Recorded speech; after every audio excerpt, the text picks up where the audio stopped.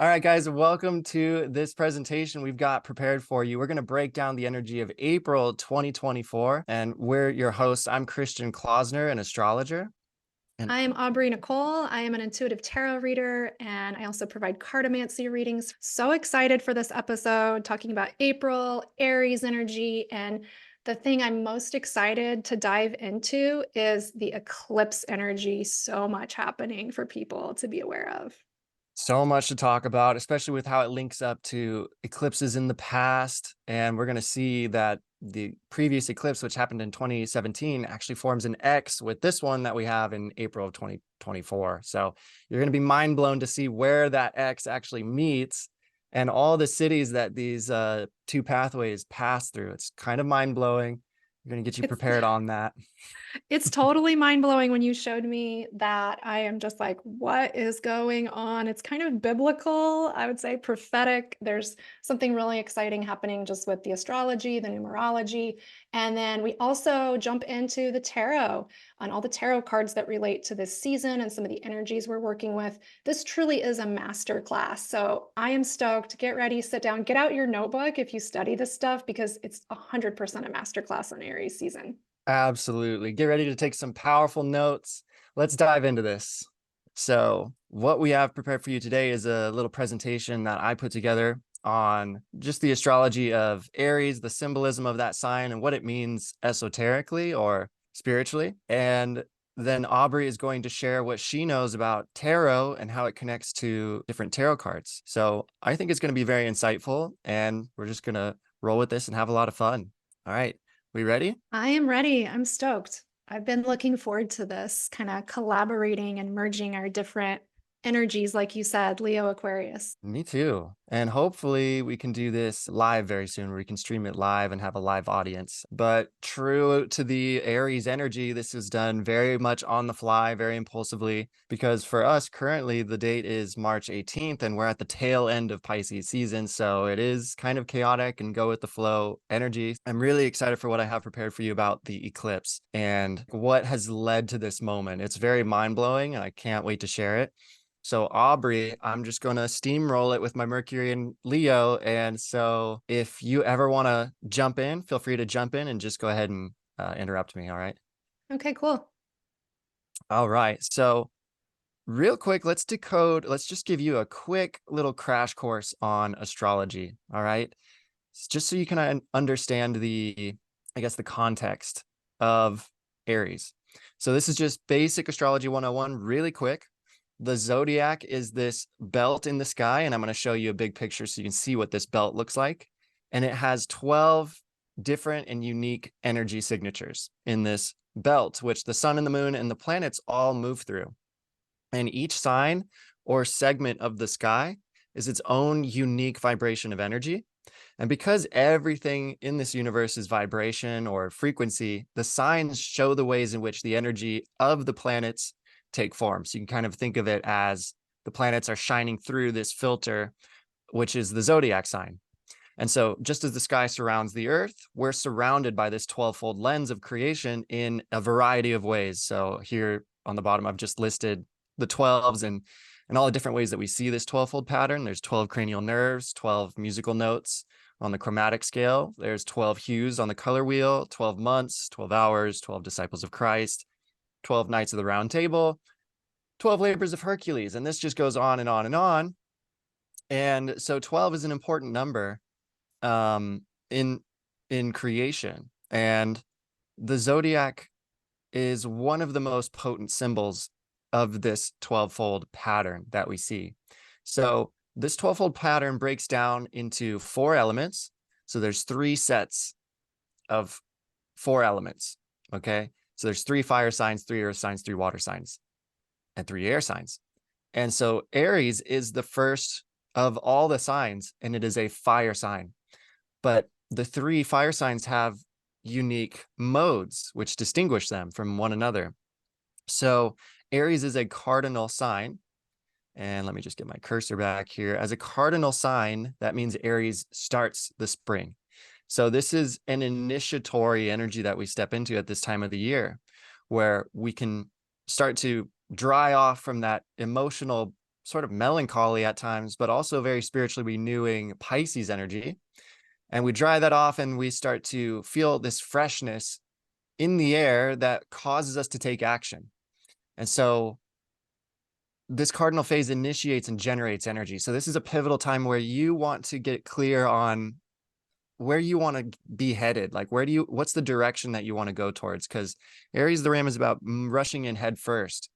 And in a certain way, we're all encouraged to do this just by the vital life energy that, fills the atmosphere at this time of the year for us. It's in the northern climates where we actually experience spring. So just as a quick crash course, cardinal, fixed, and mutable. The cardinal sign starts the season, the fixed sign holds it down, and the mutable sign transitions it into the next season. So cardinal, these are leaders, initiators. Fixed signs, they stabilize and they concentrate energy, and mutable signs adapt and they distribute energy. So if you know what sign you are, if you're a cardinal, fixed, or mutable sign, this gives you a lot of insight into how you naturally operate, whether you're a starter, a finisher, or somebody who's good at concentrating it. And so those modalities depict how the energy manifests as movement, while the elements describe how they manifest as a form. Okay. So we have those 4 elements, the 3 modes, and then we can break the zodiac signs down into the 2 polarities, which are yang and yin. The yin signs are the water and earth signs, also known as feminine signs, or receptive or passive, and the yang signs are the air and fire signs. Okay, but there's one life which unifies all these 12 signs on that one circle. So just to understand a little more deeply, the psychology of Aries is as a fire sign. This relates to the psychological type, which was detailed by Carl Jung, the father of modern psychology. And fire represents intuition, which is this intuitive gut feeling experience, which is given without the use or medium of any thought or mental activity. So the language of these types of people tend to be I see, and so this is definitely me. I have the majority of planets in fire signs, and I'm always talking about, well, I don't see it that way, or what I see is this. And you can really hear in people's language what type they are. If they say I feel like, the language is revealing that they're dominant in the feeling mode of perception. So these are very, very interesting to study, and this is kind of where astrology becomes practical and psychological. So if you're curious, the water type interprets things at a value level. That's a feeling type. Evaluates by feelings of pleasant or unpleasantness, and it's emotional.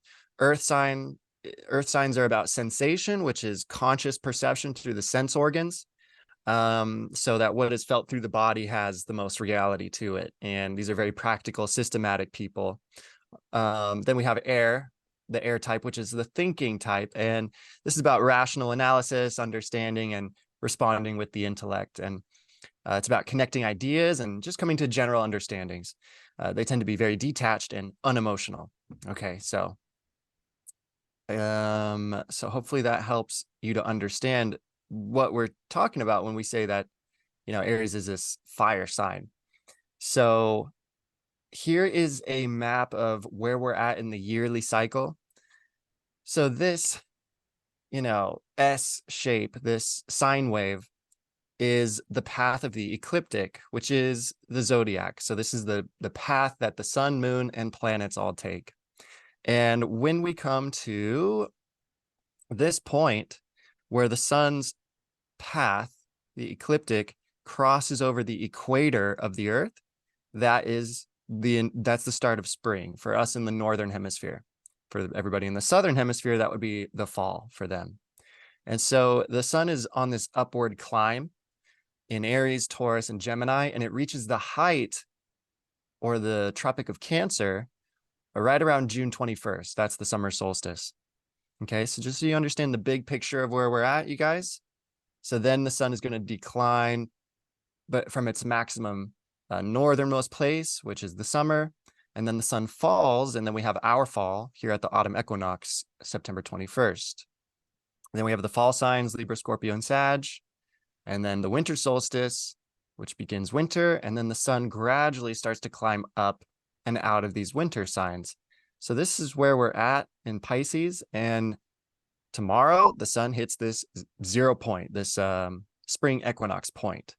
And Here's what's another way to, and Mhm. Christian, you say tomorrow. What date is that for people that are maybe listening at different times? Yeah, so that would be March 19th March 9th. of Okay. 2024, and it's the sun's going to enter Aries in the evening. So technically the first day of spring will be the 20th. 20th. Okay, cool. Right. So here's how it looks on this world map here. This curvy, snaky line, the serpent line, is the ecliptic. And as it goes northward, we have our warm seasons here in the north. And as it goes southward, they have their warm seasons, and we have our cold seasons. So this S shape is this form of the circle, viewed from a different, a different angle or lens. And here's the first sign, Aries, which is the trailblazer. So this sign represents everything that has to do with starting first, with going first. Here's another view. The way that we're going to understand this energy is by understanding how it rules the body and what body part. And for Aries, it's the cranium, it's the head and the face. So that's where Aries gets this language of being headstrong. And it comes through the symbol of the ram as well. They fight with their head, they ram their heads. And this is about going in head first. So this is really the beginning of the whole new year. And in ancient days, this was the start of the new year, you know, this fresh start of this new cycle. For some reason, we start it here in January in the heart of winter. I'm not sure why we start our calendar on that day. I have many theories for that, but um, astrologers know that the first day of the year is that 0 point of the spring equinox. And, the head is the first place we all look. It's intuitively, it's the place that we go to perceive one another, to understand, where the other person's coming from, who they are. I mean, our face says a lot, and we're evolved to look to the whites of the eyes so we can see where people are looking. And we're just we laser in on a person's face because that's what distinguishes us from other people. In at the first glance, everyone has a unique face. And so Aries is about this unique characteristic of energy that wants to rise through us. And if we look at the symbol of Aries as well, it looks like a fountain of energy, or this outrushing energy that's pouring up from the depths. And this can symbolize the two blades of grass, that freshly sprout. But this also symbolizes the head and the face and the structure of the brow and the nose. But it also symbolizes a toroidal field, which is the energy field of the universe, and we're all walking torus fields. And so if you don't know what a torus field is, you might want to look that up. But it's basically energy comes in and comes out through the top, and it's this fluctuating vortex sort of a field. It's sort of like the shape of an apple, right? So that's why the world's called the Big Apple, because the world is this one big torus field. So these are just some qualities to help us understand this sign and these people that are all born at this time of year. Because to be born at this time where the sun has just crossed the ecliptic, which means the length of the days and the length of the nights are equal. And spirit comes through into our experience, into reality, when the opposites of duality have reached a point of balance. That's why in meditation, when we get very, very still, we're able to create a space through which spirit can spontaneously flow through us. And there is this spontaneous, fiery, warm quality to spirit, this sort of electrical quality. And that's what the fire signs represent, is this quick, intuitive, immediate knowing perception where it doesn't have to go through our filters of thinking or how do we feel about it or what's our body say. It's this immediate knowing that transcends all the lower three perceptions. And in stillness, the spirit speaks. And this is sort of a stillness point in nature where the nights and the days are equal. So this is a very pivotal time where very powerful souls come into incarnation at this time. And Aries is known for its pioneering, courageous, leader-like nature. But I think that the deeper spiritual reason for this is that these people help us push past our limitations and push past the things that we tend to just get stuck in or caught in because of this particular quality of spirit that just rushes in head first, doesn't think about it. And yeah, there's a lot of recklessness and, um, you know, a lot of owies that come from this temperament. But without it, I think we'd really get caught in overthinking or doubt or limitations, more than we do now. Um, so the symbol is the ram, the element is fire, the mode is cardinal, and the ruling planet of this sign is Mars, which we're going to talk about. Mars is the god of war, this red burning planet that rules the hemoglobin. It rules iron, the iron content in the blood. It gives the blood the redness, the red hue, and it has to do with the warmth in the blood, which is this libido inside of us that causes us to rush towards our desires. The body part, again, is the head and the face, the main distinguishers of character.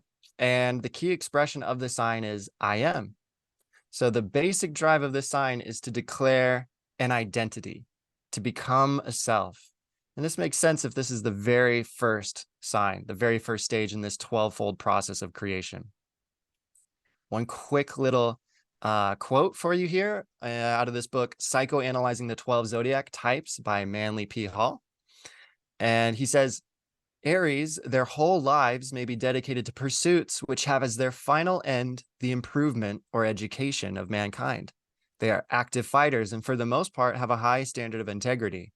If the Aries people can subdue the eruptive urges within and can balance effort with reflection, they can become and have become some of the noblest instruments toward progress, which the world produces out of its own necessity.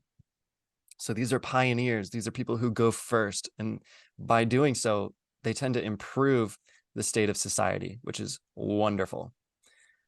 So I've talked quite a bit. Anything to add to this, Aubrey?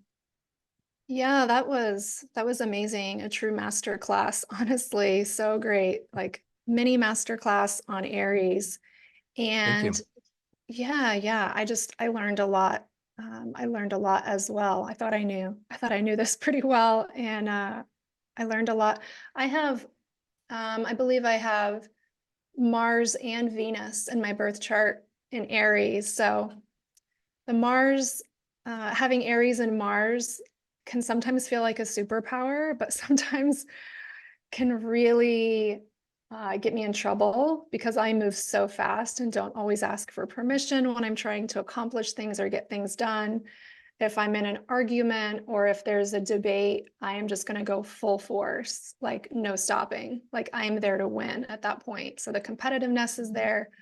With the Mars and Venus aspect, there really is kind of that tendency for like instant attractions or love at first sight, going full force, falling fast. And then also, once you're kind of on the outs with me, it's like I go somewhat scorched earth. So definitely can see some of the aspects that you talked about earlier and the ways that I operate, work, and also my relationship life. So yeah, I went ahead, I pulled some tarot cards that relate to Aries, and I could just jump in there if you want and kind of run through some of those. So, what I did, I looked for cards that really represent the initiation, action, dynamism, awakenings, confident leadership. And I actually pulled from two different decks. I pulled from the traditional Rider-Waite-Smith, the most popular tarot deck used around the world, and also from Chris Ann's The Light Seers Tarot, which is a popular modern deck. I really like this deck because sometimes in the modern decks, we lose some of the alchemical symbols and some of the essence of the card. And I feel that Chris Ann, a lot of people feel this way, that Chris Ann's Light Seers Tarot really captures that while keeping a more modern, kind of vibrant look. So the first card I actually just pulled just from Rider-Waite-Smith for this one, but we have the Emperor card. And you'll see here it's marked number 4, which a lot of Aries season happens in April, the 4th month. But 4 in the tarot and in numerology is a very stable number. And the Emperor itself, this is in tarot the divine masculine. So you kind of think of Pisces as that super watery and flowy. It's just water, water. The Empress comes before this. And so we have that Empress kind of flowing, and the Emperor almost captures that water or holds it, contains it, and then puts structure around it. So in this card, you'll see that what I really like about this in representation for Aries, I've got a few other examples, but this to me is the representation of Aries, maybe in a more mature state, or a state that is a bit more in like a winter phase. We have some of the red is muted and orange here. We see that the Emperor is sitting on a concrete throne. He's got metal on his feet. So not necessarily connected to the earth. That lets you know that this person is kind of above the earth. They're kind of, you imagine like a rocket. They're flying. We see that he's draped in passion and red, and he's got the wisdom. The rams are here represented on the chair. So that's Aries. So Yeah. with the Emperor, there's this more contained energy. It's not necessarily, if you see someone embodying this energy, it's not so outwardly obvious, but it's more of a leadership that has been embodied and seasoned. And it's really, when I look at this, I think of like authority, structure, and leadership, which in a younger energy with Aries, we can lose some of that authority and structure, but the leadership might be there. Although the leadership can vary in quality, right? We can have a leader that's a maverick and going out and not paying attention if people are still behind them, or we can have the leader who is speaking or acting, visioning, leading by example, and then we know people follow. So this card really, it reflects Aries' drive for achievement, dominance, and establishment of order. There's just a sense of inner authority with this card. Another card that, and I won't go too deeply into this one, but the Tower card, number 16. This can really pull in aspects of Aries. 16 is a derivative of 4. We have 4 times 4. There's an explosion of Aries energy. This is the energy maybe taken too far, or sometimes the natural tendency of Mm, the beginning of something. The Tower really embodies kind of Mars's disruptive, transformative energy. It's a combination that can, signify sudden change, upheaval. It can break down existing structures to make way for new growth. So Aries brings that potential for initiating rapid, sometimes unexpected transformations. So another card that it seems pretty obvious here, I'll actually, I'll show the Ace of Wands. In this version, we see this. We see the hand of God coming out with the magic wand, and there's the plants bursting out. And then this is another version of the Ace of Wands, where we see this fire of inspiration and intuition in the third eye. I like this rendition more because this card, this card, the Ace of Wands, it's the 0 point field in the fire element, the wands. And this card symbolizes a new beginning. It's bursting with potential and creative energy. It really encourages us to seize the moment, kind of grab that moment. And it's the start of new actions. There's the springing forth of creative seeds. It's innovation, the spark of inspiration and initial force. And it really also comes with the force and action required to get projects and creative endeavors from the mind into the world. So what I like about this card is it's not just, oh, it's an idea. You see a hand moving that idea. You see the hand of God kind of in a force coming out. With this version, it's almost keeping it in the mind. And that's a big distinction in Aries, is that this isn't manifestation, just sitting and hoping and thinking. There's a forward step into the world. And it really is why I also see the Magician card as a card, and I'll keep this one in front for now. But the Magician card is really that same thing. It's a step past the Fool. The Fool is the 0, major arcana, the first card in the major arcana is 0. And it's the Fool, and it's those first steps, but it's still not totally directed. The energy might be a bit loose or unsure. With the Magician, we see this person is they're very direct. They have a hand up here to the sky. They're calling something down through their body, and they're pointing to the earth to make it so. So they're pulling energy like lightning down to the earth. This is really a symbol of creating with the resources we already have. So that's why I'm careful with the manifestation part of this card, is that the Magician embodies that Aries spirit of initiating something and leading, and it encourages like tapping into our personal power and assertiveness to make things happen. It's being resourceful and taking action in the physical world. We're not just in the mental realm. This is Mm, kind of this card, the Magician on this card is very interesting.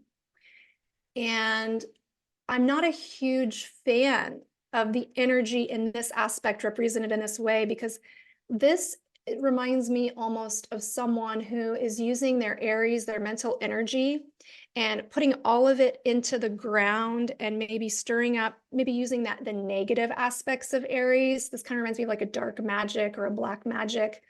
I particularly dislike when this card is in reverse in a reading, this particular card that really leans into a darker realm for readings.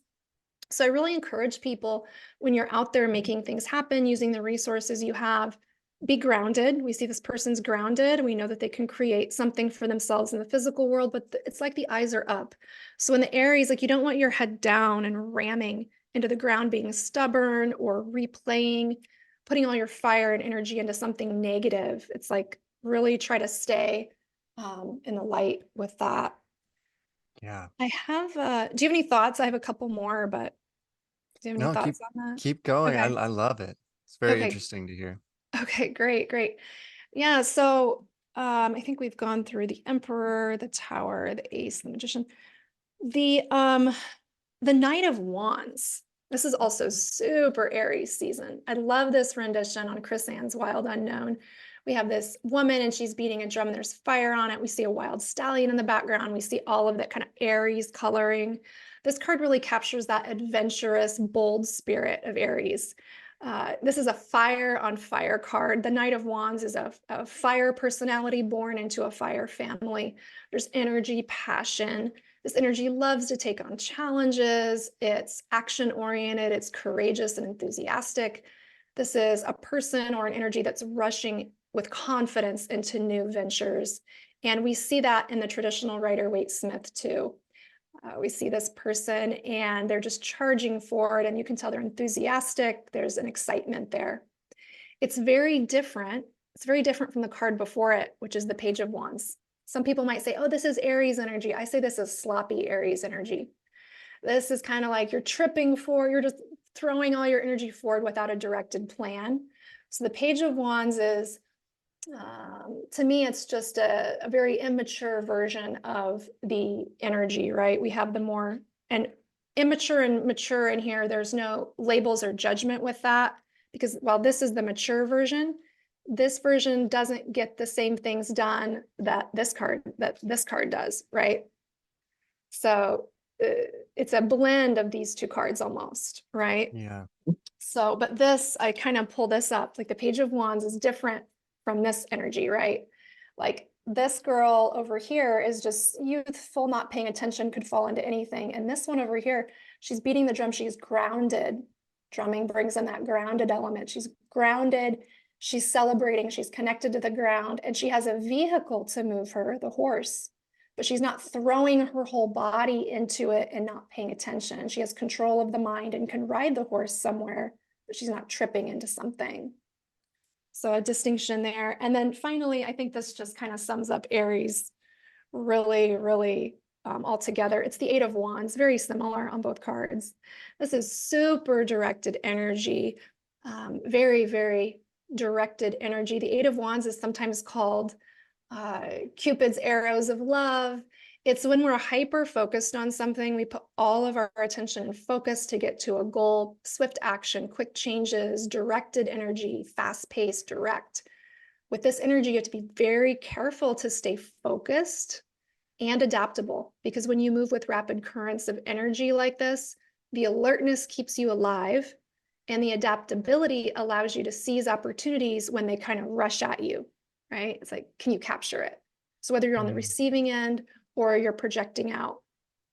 So these are just a few of the cards I pulled out that I thought could really help explain Aries season a bit more. So Beautiful. And I mm, love the horses and some of those cards too. We talked on your podcast a bit about just the horse symbolism, especially through the sign Sagittarius, which is um the third fire sign, and how horse is this often a symbol of the sexual force, right? Like the stallion, mhm, this energy that we can tame and then ride on top of. So it's mhm. interesting to see the horses in these fiery cards. Yeah, that's another reason I like this rendition, traditional Rider-Waite Smith over Chris Ann's this particular deck. This is a very phallic symbol. Ace of Wands is definitely like this, can indicate pregnancy, a new sexual relationship. It's very phallic. And this, we kind of lose that. It's like all of the energy is going into the third eye here, which, I guess this represents the 0 point field in initiation, but I feel this card, the original, captures that in the best way. It So, does. Yeah. And we've talked yeah. together at length about in that same podcast just how that creative fire is the thing that's so hard for the majority of human beings to control. But if we can guide it and direct it, as opposed to just let it consume us through our desire and lust, but if we can direct it, we can bring it up into the higher centers, like the third eye, like the brain, and let that passion infuse our creativity and our work. Yeah. So Yeah. That was a great episode. Yeah, that was fun. it was. Well, that was amazing. Let's keep it rolling here. We're having fun. Um, just on that, let's build onto this eclipse that's going to hit on April 8th. And I do not want to fearmonger because that's just way too easy. It's too easy to scare people. So I'm really going to try my best to not do that. But, an interesting thing to look at is what are the other eclipses in history that passed strictly over America? And I was surprised to find that there were only a handful, really only 8 major eclipses that we've had so far since the incorporation of America, you could say, since the birth of the actual nation. So we had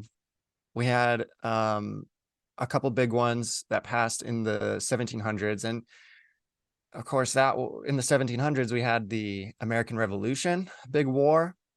Then in the ones that fell in the 1800s, we had another big war, the Civil War in the 1800s. In the 1900s, we had more eclipses, and that was Vietnam, the Vietnam War. And we're gonna have this eclipse, which hits, this month, but the sister eclipse to this one was the one that occurred in 2017.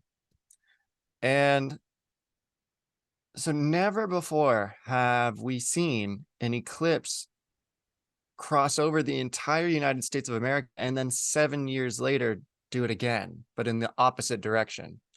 And so what we're That's gonna see, ominous. That's ominous. Hold on. I have to stop there. I didn't know that. That's kind of ominous. Like an X over your home. literally an X, yeah. So Ah. here was the 2017 one. What's Mhm. so incredible too is the cities that this passed over. Salem is tied to the root word for Jerusalem, Salem, right? So here we've got this 2017 eclipse passing through 1, 2, 3, 4, 5, 6, 7 Salems throughout the United States. It's interesting how that's tied to Wait a minute. Jerusalem. All of those cities were called Salem? All of them. Hmm. Wait, no, that can't be real.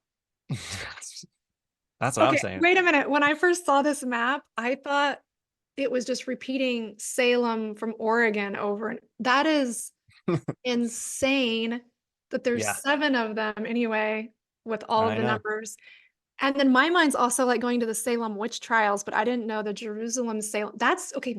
I thought your map was like malfunctioning. This is crazy. That really is passing through all these different cities that all have the same name, Salem. And just wait, your mind's going to get blown. The 2024 eclipse passes through six, but really eight. I mean, that, if we include the ones that aren't very far off, eight cities named Nineveh. And one called Little Egypt. Oh, I see seven here. I did read eight somewhere else. Maybe there's one that's left out here. And one called Little Egypt. Yep, that's interesting as well. And also Jonah, which is interesting. Jonah was the one in the Bible story that was told to go tell the city of Nineveh to repent, and he didn't want to do it because nobody wants to be that person.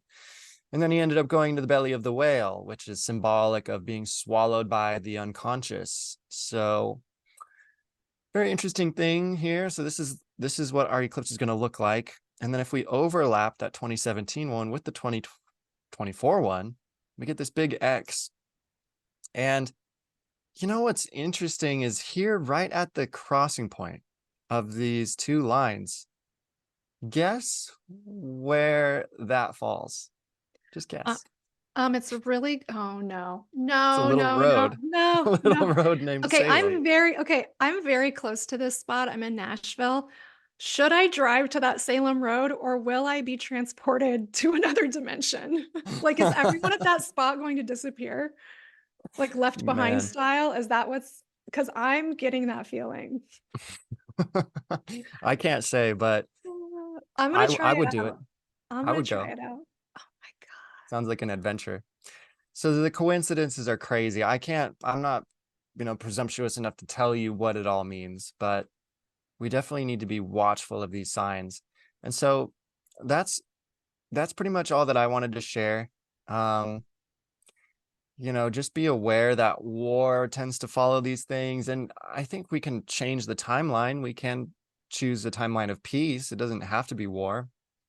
Um, but people in the large, you know, in the grand general scheme of things, people are really run by unconscious motivations. Like we're all just, the more you get into psychology, the more you understand we're just driven by our unconscious mind. Because I don't know. I mean, people are going to do what they're going to do. I don't really know how to put this into words, but as that unconscious drives us, people are spurred into situations and it just seems to be destiny or it seems to be fate or whatever it is. I don't know. I kind of see free will as something that we develop or cultivate or something that we can really exercise at key points in time.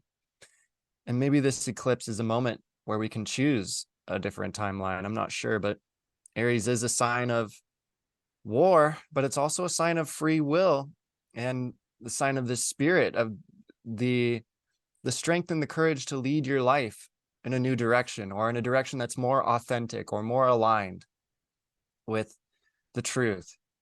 And it's gone. There's a few other transits that we can talk about here, such as the Mercury retrograde, which actually hits on April 1st, which is funny. Um, What day is the eclipse in the United States? it is on the 8th. April 8th. Yeah,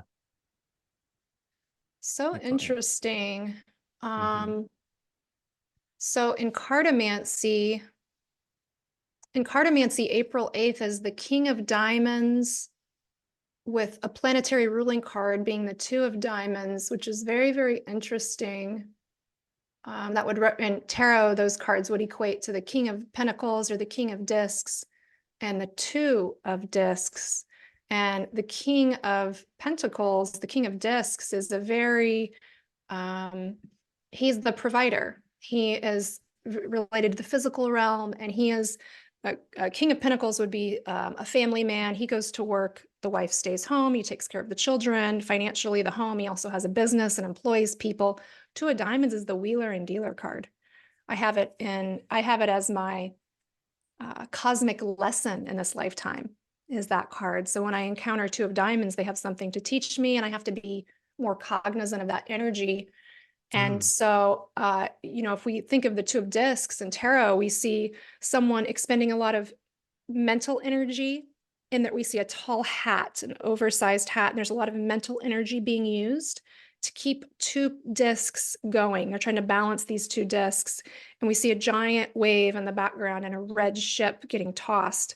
And the person is also wearing red tights, so we can see they're like kind of busybody moving around. They're trying to keep things in the physical realm balanced. And the King of Pentacles is the provider. So I almost get like an earthquake energy, not saying an earthquake's going to happen, but think of the earthquake energy and that X through the United States, almost like the King of Diamonds. Like, we consider ourselves to be the leaders of the free world, although many would argue that that shifted quite some time ago and we're the last to pay attention or notice. But it's this King of Diamonds, top of the money and the values, having a very hard time balancing that. And God, isn't that very representative of what's happening? So that date, I just looked that up. I mean, you can't make these kind of things up. It's very, very interesting energy. If I had my decks sitting right here, they're downstairs, I would pull them up and you'd see the difference. Um, King sitting there in his chair and very abundant and looking out, and Two of Pentacles, there's this guy in the background trying to keep it afloat. So Mm. pretty strong energy there coming Wow. through on that day with the cartomancy. Very Yeah. interesting. That earthquake energy you mentioned really falls in line with, well, there was the biggest earthquake in American history happened, I think, right around 1811. It did coincide with the eclipses that occurred around that time. And it was a massive, massive eclipse. I mean, earthquake. It apparently rang the Liberty Bell, like, I think it was like 1,200 miles away from like where it actually hit. Wow. Just an absolutely devastating earthquake. And I again, almost wonder then, you're saying that, I'm almost going then too. I wonder if something interesting happens with world stock market or world markets at that King of Diamonds trying to keep a balance. I wonder if there's a spike up and down, or if there's a crypto or finance, because it's Two Pentacles. That's very earth, it's resource, it's I don't know, there's just something. I wonder if at that X point there's not something that happens that maybe disrupts trade or the balance of resources. What, that's a more farming area, it seems. It looked like it was just a bit west of Nashville, so not deep in that, but still close enough. So I just think about that. I just yeah. think of those characters. It's the birth card, the King of Diamonds up front, and the Two of Pentacles behind it. Kind of the maybe the inside or what's not totally seen in the background, just kind of a crazy juggling act. Yeah. I mean, definitely I think there's a lot of juggling going on right now, a lot of just strenuous trying to maintain something that is, Mhm. it can't last forever.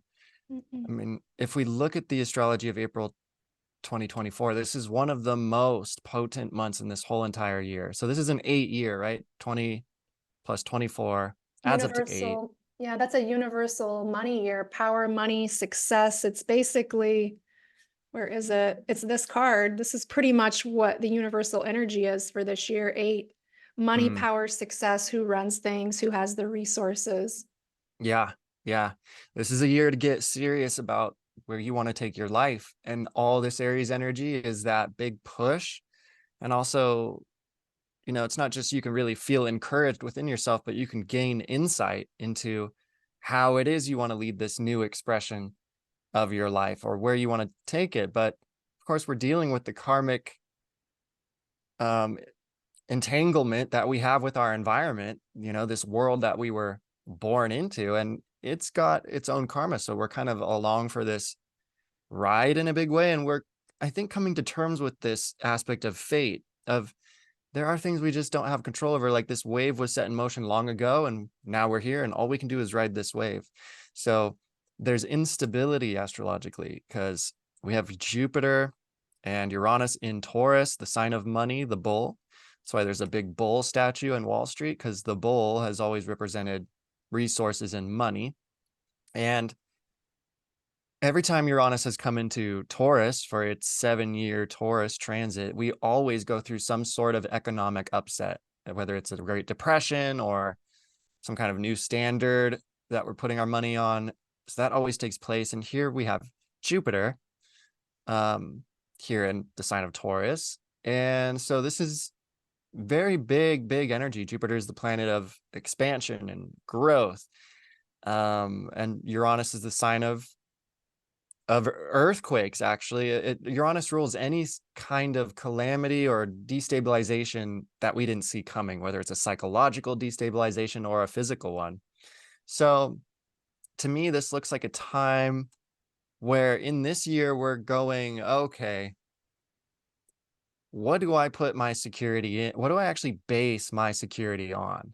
Is it on the dollar? Is it on the economy? Is it on my house? Is it where I live? Is it my family, my property? What do you actually put your faith into to give you that security? And so where is the stability in this chart? Well, that would be Saturn, the provider of structure and limitation and restriction. And Saturn's in Pisces, the most nebulous, the most immaterial, flowy, emotional side. And Mars is close by here. Mars and Saturn are actually going to meet up this month, right around the eclipse time, which is crazy. So they hit exact just shortly after, just a couple days after the It's eclipse. like that's like I could see it kind of two ways. Mars with Saturn is like almost like an angry teacher, an angry father. I see the explosion of time, right? Saturn rules times, like explosion of time or a rapid countdown burning. I see um, also kind of service, right? Saturn is service. And so Mhm. fire needed and how, like, kind of lighting a fire under our ass with how we're serving or showing up. So uh, there's there's um there's also sort of it can go the other way. I'm thinking of Mars just really dominating Saturn, but if we have Saturn coming into Mars and saying, "Hey, you have to put structure around your passion. You can't just go out and do what you want. There's rules here. There's order." And Mars and Saturn are meeting in what house? In the sign of Pisces. Oh my Yeah. God.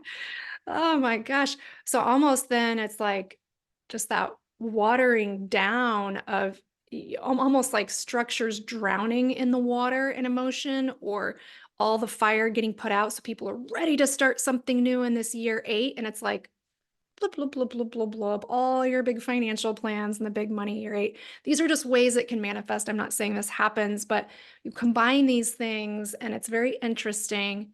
And you pulled up an April 4, 2024 chart, and I just thought of the 4 for April, the fourth day. So there's an 8 plus 8 if you balance the month and day against the year, and we're in the universal year 8. So there's a Yeah, lot of patterns that happen with these numbers when we look at them in more depth. So indeed. Yeah. So what does it mean? What does it signify? A lot of the words that you just brought up painted a picture, definitely, of what you can interpret from this. There's a lot of different ways it could go, but I do also kind of see it as a big realization moment, because Aries rules the head. So when we have a lot of this kind of planetary activity here in the head, there can be new conceptions, and a new concept will lead to a new experience of life for you. When you change your concept of self, your whole life will change. And so this is big. This is a new conception, an immaculate conception, you could say, of this new idea of how your life could go. It's a new mental paradigm that could really seep in now. But Mars and Saturn and Pisces, this is a big challenge of trying to keep the old world and the old ways of believing in place. So I think we're going to see a big push to try and maintain control, but I don't think it's going to happen. The sun is exalted in Aries. Mars is not as strong as Saturn in Pisces, if you ask me, because this is a sign.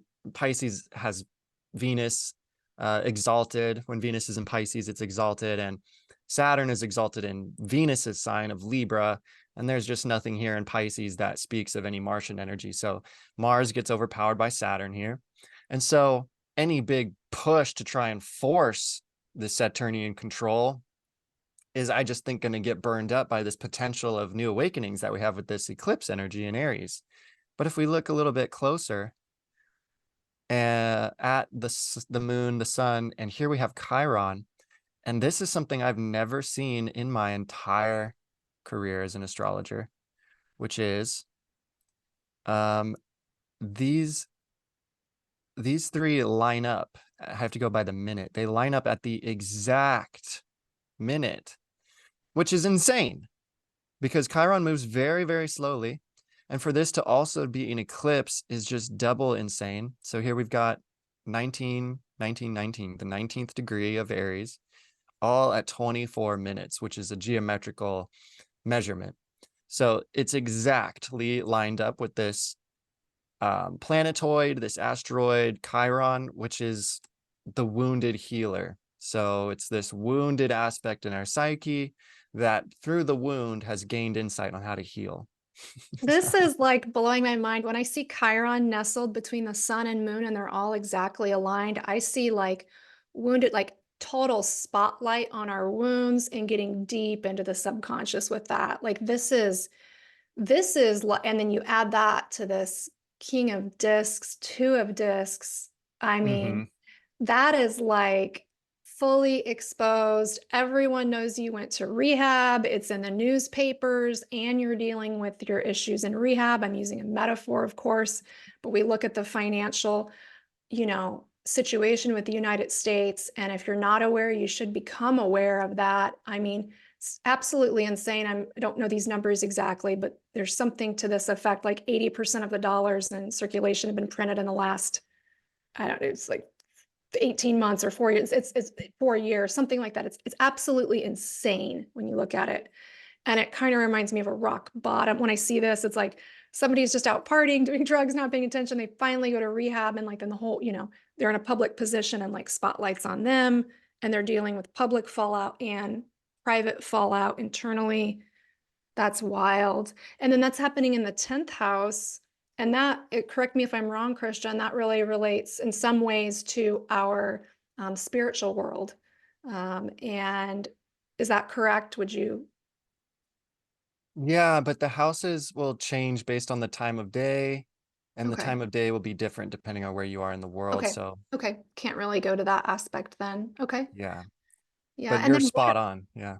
yeah. And then I'm curious because I have, like I said, Venus and Mars in Aries, and Venus is the one. I'm hearing like a lot of these combos in what you just said with like the Pisces Venus energy. So I'm feeling like, and then you tell me what you get from that. I sent you my chart earlier, but I'm kind of seeing this as like a complete transformation or rebirth in how I work and move in the world and how I operate in my relationships.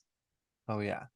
Yeah, I don't know definitely. if you would, yeah. Yes. Yeah. If it involves your moon, in a strange way, it does affect how you approach the public.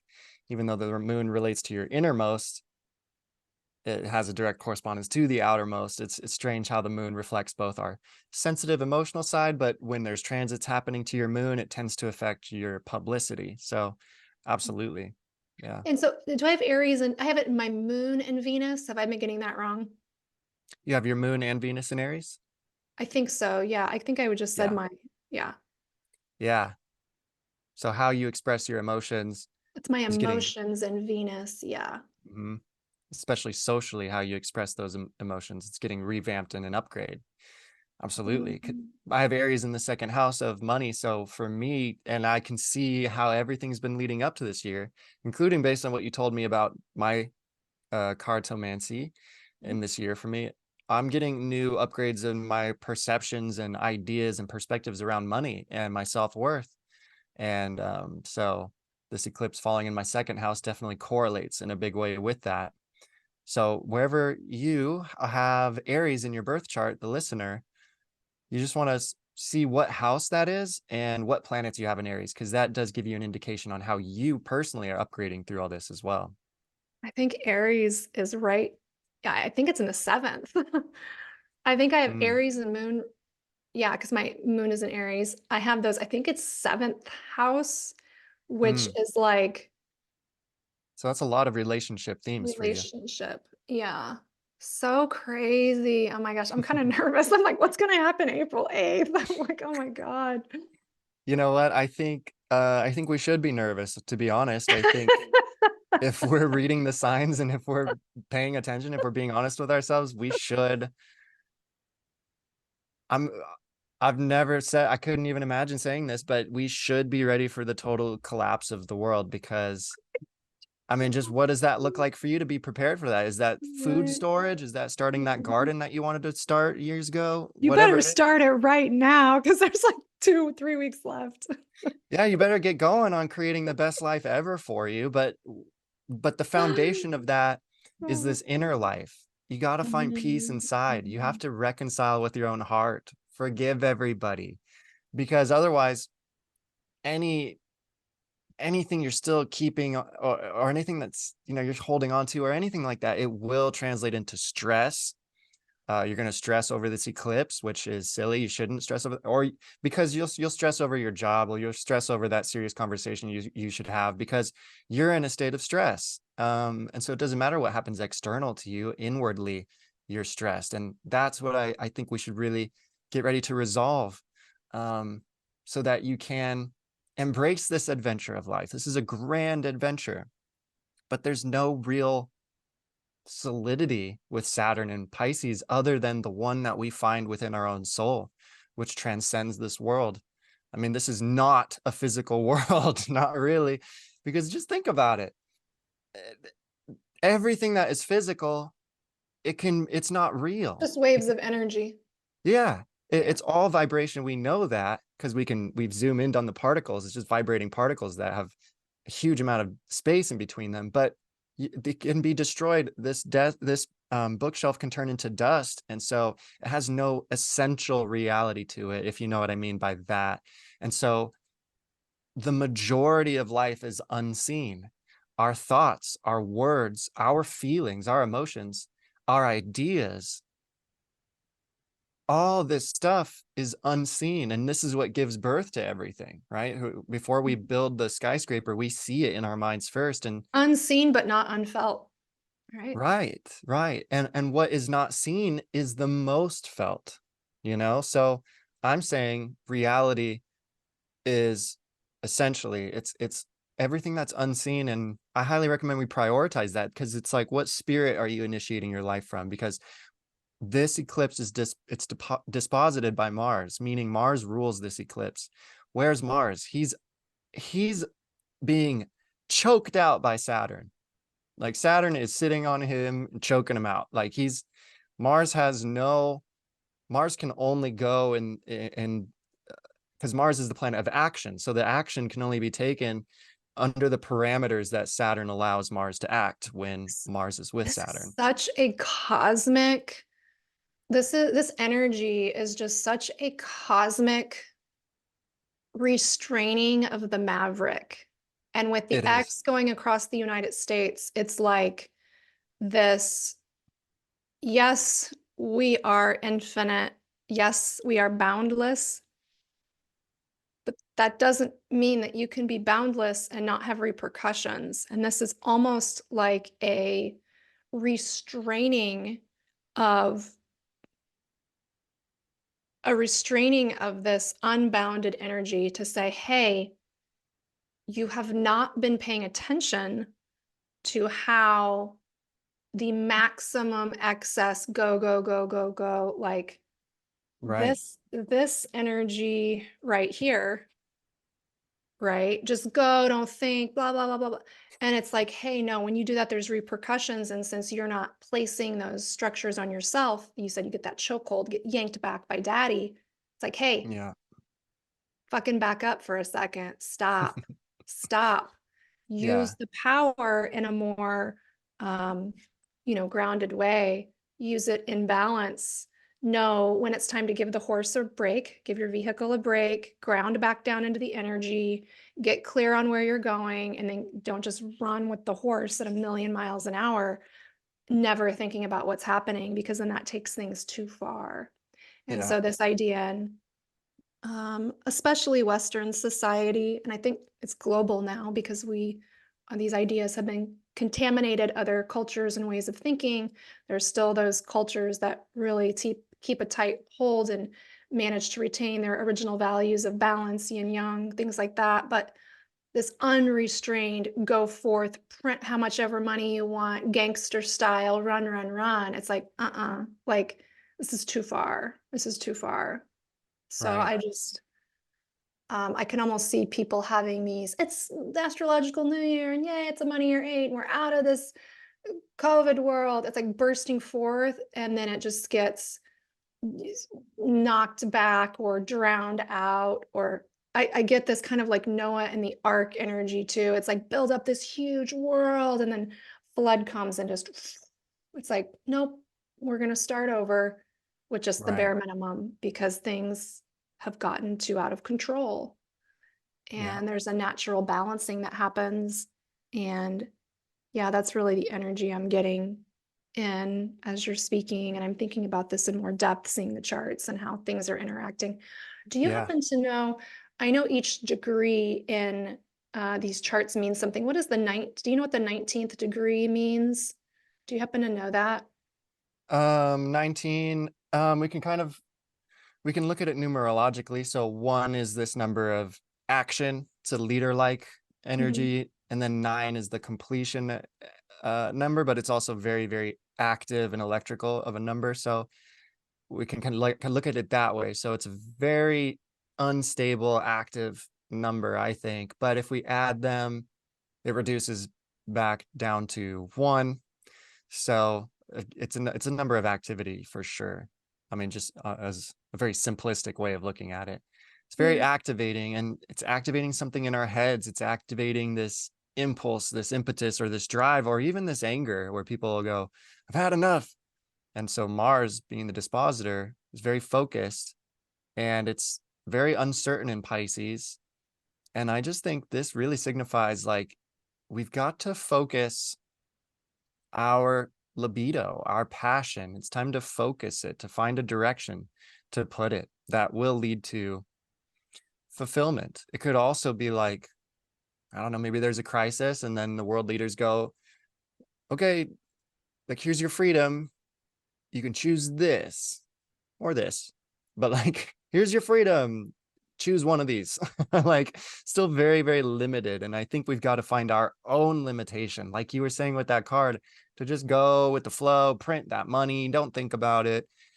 I don't think is really going to sit right with a lot of people. I don't think it's going to work for the long term. I think it is a time for humanity to mature a little bit and to use that creative fire in a constructive way by taking charge of your own life, for example, not Yeah. letting don't let anybody else run your life anymore, but also get serious about your spirituality and don't wait until your body's breaking down when you're 80 years old to actually contemplate, where am I going after this?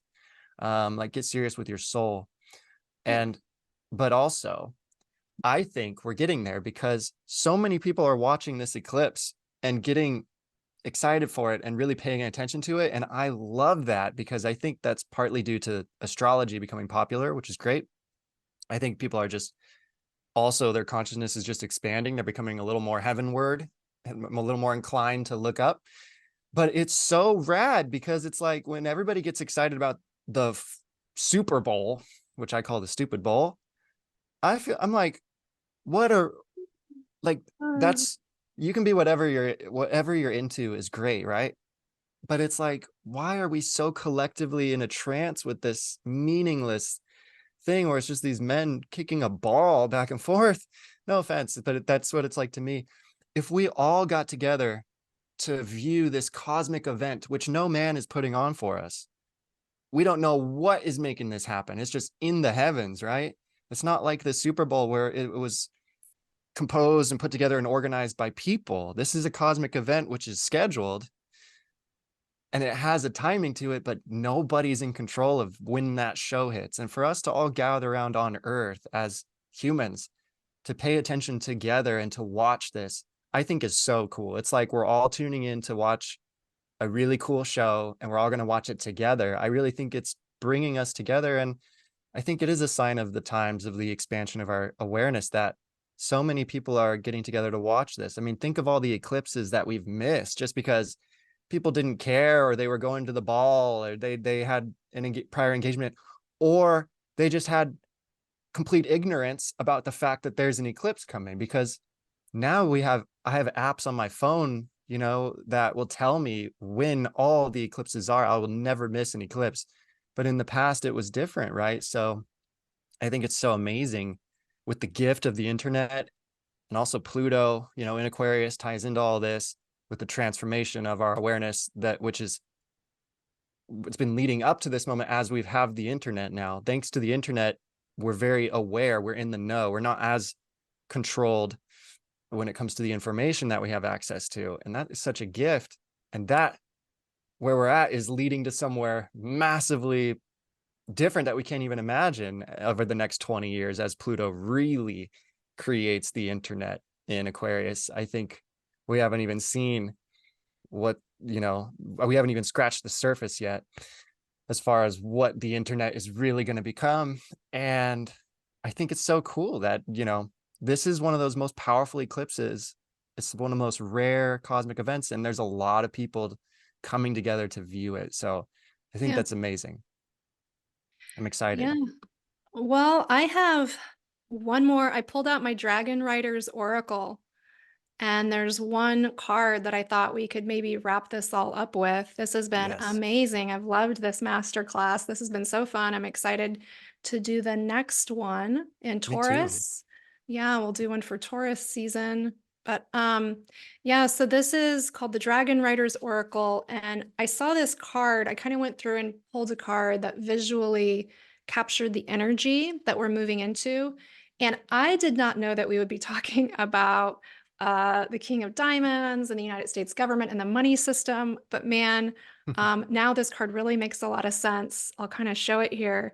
We see the Parthenon and we see this red dragon kind of flying through.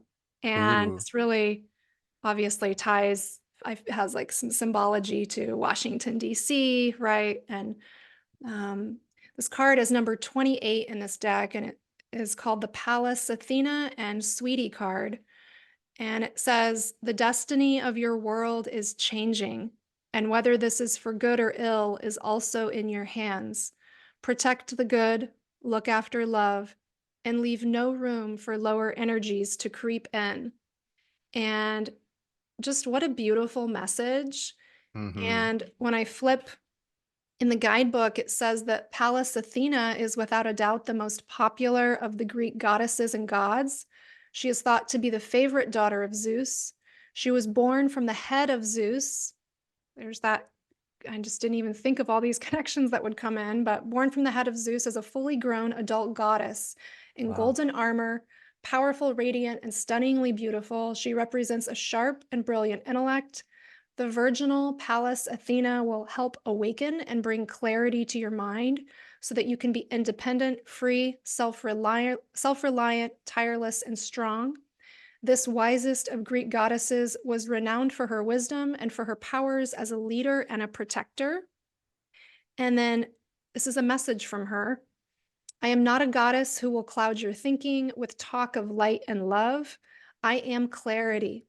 I have a brilliant mind. For many thousands of years, your awakening has been my goal. An awakening not only in terms of words and the light filled things with which you surround yourself, but of your whole being. You may well be wondering how this will happen. It is very simple. Stop lying to yourself. Stop following or serving low energies. Yes, I am strict, but that is what is required. Here's that Saturn, and that kind of everything in shadow will be brought to light publicly and privately. Mm-hmm. Broaden your mind and learn. Learn and understand what your spiritual and worldly teachers are saying. Read the books that you value most once again. You have probably only absorbed and fully grasped a fraction of their content. It is time to train your mind. You have done enough for your heart for the moment. Pallas Athena is connected with a red dragon whom she affectionately calls Sweetie. This dragon is the ultimate protector, and it's wise and especially loving. And the message from Sweetie the dragon says, you must understand that Athena's harsh tone is born of a loving heart. We care about you. We love you. The time has come to follow the golden path of your soul completely and not just half heartedly. Hmm. So, Beautiful. boom. That is so relevant. hmm I love I that. just pulled it kind of intuitively, and man, it really is flowing through. So, I It love to see it. really, yeah, that really relates, especially with the fact that Mercury's retrograde all month. And so Mercury represents the our intellect and our ability to analyze things, and it's a time of needing to reconsider things or go back over things. And hmm so that does speak to what you read there, and it speaks to us needing to trust something deeper than just our surface layer mind, but to trust in your heart and trust in this universe that, it is good and it has your back. And regardless of what happens and of what we have to experience because of our collective karma as a nation or whatever, everything is meant for our highest good if we can see it that way. And so just trust yourself. This is going to be a tough month to trust, I think, but only for those people who rely a little bit too much on their thoughts or what the news says. But if hmm you can get really spiritually tapped in, then I think you're going to use that Mars and Saturn conjunct to really make contact with spirit, because Saturn's giving it form and Mars gives it energy. It makes it appear. So I think you're really going to be able to make contact with things that have probably just been just hazy ideas. Like, what is spirit? What is a soul? I think you could really make contact with your soul in a very real way and start to connect with the deepest layer of your being, pure being. So I'm excited. We'll see what happens. But one of the biggest hangups has just been getting caught, I think, for people in karmic relationship patterns and learning to clear those out. It seems there's been a Yeah. big focus on that through the astrology with the South Node in Libra, which is ruled by Venus. And so people are getting a lot of stuff cleaned out. There's also a lot of people who are falling for it and going back into wounded relationships, which reflect their own wounds, right? So definitely, if you're listening to this before the eclipse happens, prioritize healing. Yeah. Chiron is a big element in this eclipse, which is all about healing. Prioritize yourself, put yourself first, heal, make yourself whole, and allow for your cup to get full and to overflow so that then you can start to fill up the cups of other people. But that's the best I can do for now. I think that's the The best message best I I can can do for now. That was quite, I mean, that's quite a best. Honestly, that's pretty incredible. This has been so amazing. I really had fun doing this with you. I'm looking forward to the next one. I'm going to rewatch this because I learned so much. Like this card said, pick up the books you love and maybe reread passages. I'm going to watch this again, and I'm going to look at my birth chart again in more detail and see where the degrees fall and how things hit the synastry between my birth chart and the eclipse. And I'm so excited to dive into that more. Christian, where can people find you if they want to follow along with what you're doing? Sure. Well, you can find me on Instagram. I'm Christian Klausner on Instagram. You can also go to my website, christianklausner.com. That's Christian spelled like normal, and then Klausner is with a K. And yeah, if you want to get a reading to see how this eclipse is going to affect you personally, you can do that through my website, or you can email me, reach out to me, and I'll be sure to help you. And how about you, Aubrey? Where can we find you? Yeah. I'm at Moksha Destiny on Instagram. Moksha is Moksha and then Destiny. My website's the same, mokshadestiny.com. I offer cartomancy readings and tarot, intuitive tarot, psychic tarot readings. Cartomancy is really exciting. I'm having a lot of people scheduling those readings lately. We look at the origins of the tarot, which is the 52 card playing deck, and use the cards. We spoke about it a bit on this episode with the King of Diamonds, the Two of Diamonds energy, but those cards really help lay out certain numerological and astrological patterns that happen in our lives based on when you were born. And we can see these life paths really playing out in super specific ways, when you might expect to have relationships begin or end, when major lessons will come through in your life, when money will flow, when health things could come up. It's a really fascinating system that has been used for prediction for a long time, and it can really help you understand how energies are most likely to be flowing into your life at certain times. So, yeah. Incredible. Okay. Well, we'll see you guys next time. Thanks so much. All right. Thank you, guys. Yeah, the next one will be live if you want to sit in live for the next Yeah. one. Cool. All right, Okay. guys. Bye, guys. Thanks so much.